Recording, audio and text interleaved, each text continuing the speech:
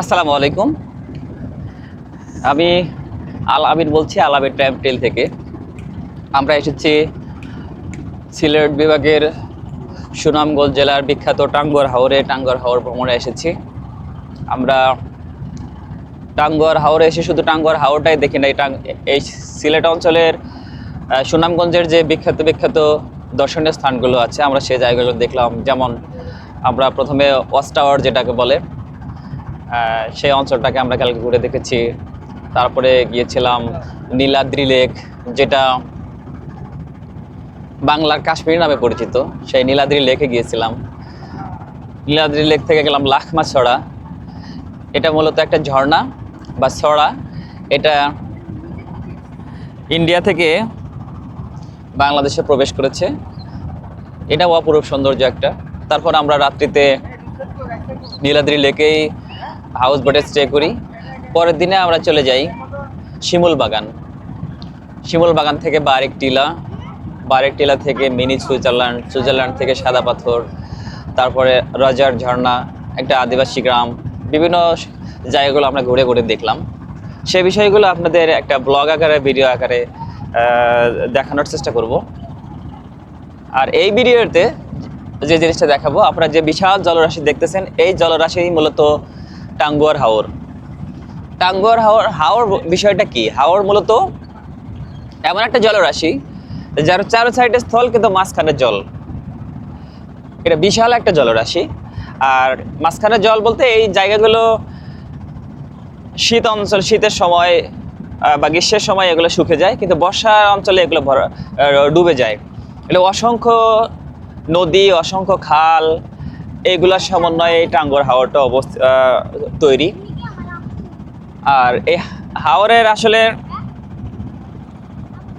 টাঙ্গুয়ার হাওরটা হলো বাংলাদেশের সবচেয়ে বড় মিঠা পানির জলাভূমি। স্থানীয়দের মতে এই হাওরে টাঙ্গুয়া নামক এক প্রকার জলজ উদ্ভিদ পাওয়া যায়। সেই জলজ উদ্ভিদের নাম অনুসারে টাঙ্গুয়ার হাওরের নামকরণ করা হয়েছে।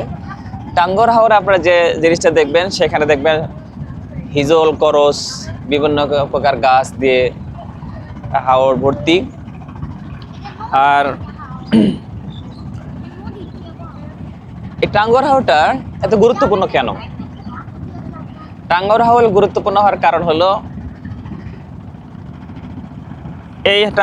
এই হাওরে এটা শুধু খালি একটা যে পর্যটন কেন্দ্র তাই না। আজকে যে পর্যটন কেন্দ্রটা কেমন, যেমন আজকে আমরা এসেছি প্রায় 2 থেকে 2.5 শতাধিক হাউস বোট এসেছে। আর এক একটা হাউস বোটে 40-50 জন করে মানুষ আছে। চিন্তা করেন তাহলে প্রতিদিন কত মানুষ এই হাওর বিলাস বা হাওর দর্শন করার জন্য আসে। তো এটা যে শুধু একটা পর্যটন কেন্দ্র তাই না, এটা বাংলাদেশের সবচেয়ে গুরুত্বপূর্ণ প্রাকৃতিক জলাভূমি।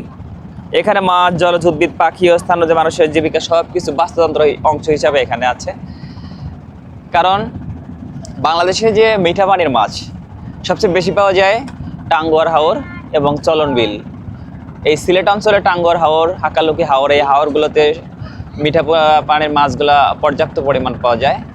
আর ওদিকে আমাদের নর্থ বেঙ্গলের চলন বিলও মিঠা পানির মাছের জন্য খুব বিখ্যাত। আর এখানে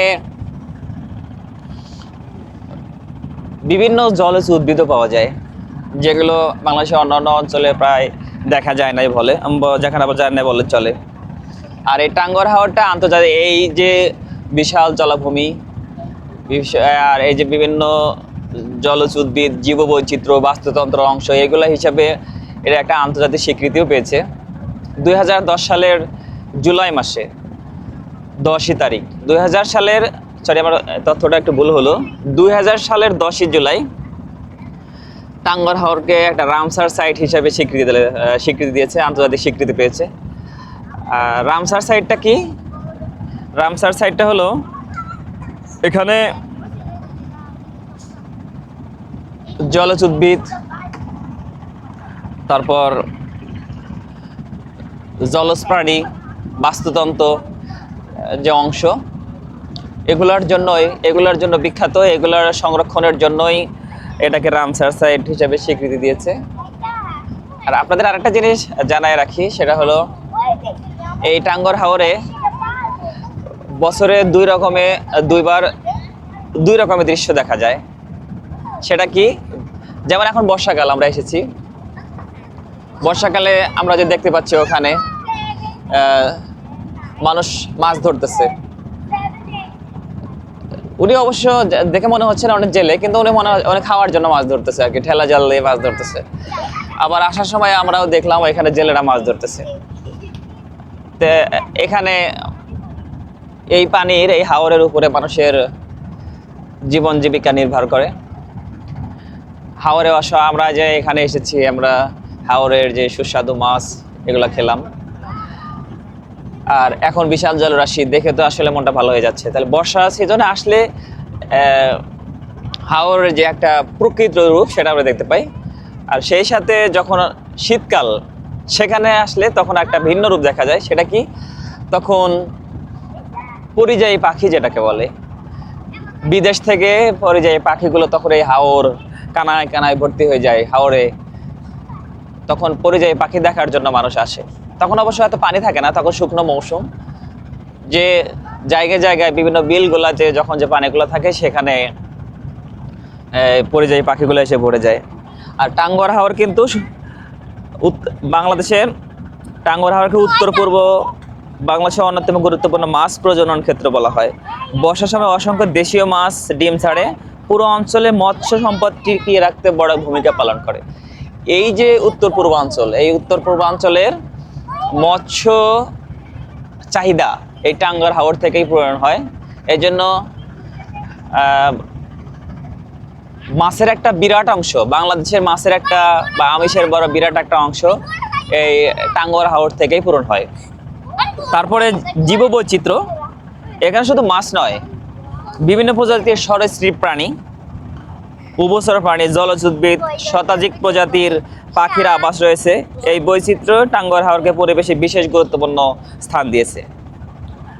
আর মানুষের জীবন, টাঙ্গর হাওর আমরা দেখতে পাচ্ছি যে মানুষ দেখেন প্রত্যেকটা বাড়ি প্লাবিত হয়ে গেছে, বাড়িগুলোর উঠানের মধ্যে পানি দিয়ে গেছে। এই যে আমরা দেখছি এখানে পিচবোট যাচ্ছে, পিচবোট করে মানুষ চলাফেরা করছে। হয়তো সবার তো পিচবোটে চলাফেরা করার সামর্থ্য নাই, কিন্তু এই নদীপাত্রিক এই হাওর অঞ্চলের মানুষের, তাদের প্রত্যেকের নৌকার উপর জীবন জীবিকা, নৌকার উপরে চলাচলে এদের নৌকাই এদের প্রধান বাহন।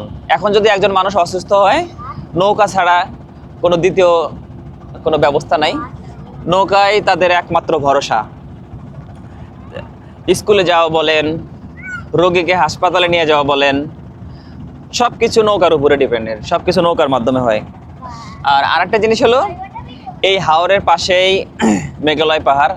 আমরা যে ট্রাভেল ভিডিওটা করব সেই ভিডিওতে আমরা দেখাবো। এই হাওরের পানিগুলো আসে মূলত মেঘালয় পাহাড় থেকে। এখানে অসংখ্য ঝর্ণা আছে, সেই ঝর্ণার পানি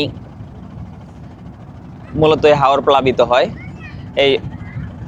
আমরা এটা নিয়ে একদম মেঘালয় পাহাড়ের সন্নিকটে গিয়েছিলাম, ওখানে অনেক ঝর্ণাগুলো, আমরা ওখানে গেলাম, ঝর্ণায় গোসল করলাম। যে মেঘালয় এই পাহাড় থেকে নেমে আসা অনেক সরা নদীর পানি দিয়েই মূলত এই টাঙ্গর হাওর প্লাবিত হয়। আর আরেকটা কথা হলো, এই টাঙ্গর হাওর আমাদের সংরক্ষণ করতে হবে। সংরক্ষণ করার জন্য কি করতে হবে, সেটা হলো এই টাঙ্গর হাওরে পরিবেশ দূষণকারী কোনো বর্জ্য পদার্থ, যেমন পলিথিন, প্লাস্টিক বা যেগুলো অপচনশীল বর্জ্য, সেগুলো ফেলা যাবে না। আমরা এগুলো ফেলবো না। এখানে অযথা এই টাঙ্গর হাওরের যে গাছগাছরা আছে, যে উদ্ভিদ আছে, এগুলো আমরা নষ্ট করব না। আর আরেকটা বিষয় হলো, আমরা নিজেরা যদি নিজেদের পরিবেশকে সংরক্ষণ না করি, তাহলে আসলে কেউ কিন্তু করে দেবে না। আমরা সচেতন মানুষ হিসাবে আমরা চেষ্টা করব এই হাওরকে সংরক্ষণ করার জন্য, হাওরের যেন ক্ষতি না হয়, হাওরের পরিবেশ জীববৈচিত্র্য যেন অক্ষুণ্ণ থাকে, সেই জন্য আমরা চেষ্টা করব। এই দিক থেকে আমরা সচেতন মানুষ হিসাবে আমরা ভুলগুলো করব না। আর সর্বশেষ একটা কথা বলবো, আমরা কথা বলতে বলতে প্রায় শেষ পর্যায়ে চলে আসছি। এখন একটা সমাপ্তি বার্তা আপনাদের দিতে চাই, সেটা হলো টাঙ্গর হাওর শুধু একটা ভ্রমণ কেন্দ্র নয়, এটা হলো প্রকৃতি, মানুষ এবং জীববৈচিত্র্যের এক অনন্য বিনোদনস্থল। এখানে সৌন্দর্য উপভোগ করুন, পাশাপাশি এটিকে সংরক্ষণ করাও আমাদের দায়িত্ব। আমরা যদি আমাদের হাওরকে নিজের হাতে নষ্ট করে ফেলি তাহলে কিন্তু এই সৌন্দর্য আর উপভোগ করতে পারবো না, হয়তো আমাদের পরের প্রজন্ম আর এই হাওর পাবে না। তো এই জন্য এই হাওরের সৌন্দর্যকে আমাদের নিজেদেরই সংরক্ষণ করতে হবে। আপনারা হাওর বিলাসে আসুন, শত ব্যস্ততার মাঝে একটা বা দুটা দিন নিজেকে একটু সময় দিয়ে হলেও টাঙ্গুয়ার হাওরে আসুন, মনটা ফ্রেশ হয়ে যাবে। তারপরে আবার পুরো গতিতে আবার কাজে ফিরে যান। আপনাদের জন্য দোয়া রইল, ভালো থাকবেন সবাই। আর সর্বশেষ আমার চ্যানেল আলামিন টাইম টেল চ্যানেলটা সাবস্ক্রাইব করে শেয়ার করে পাশে থাকবেন। সবাইকে ধন্যবাদ। আসসালামু আলাইকুম।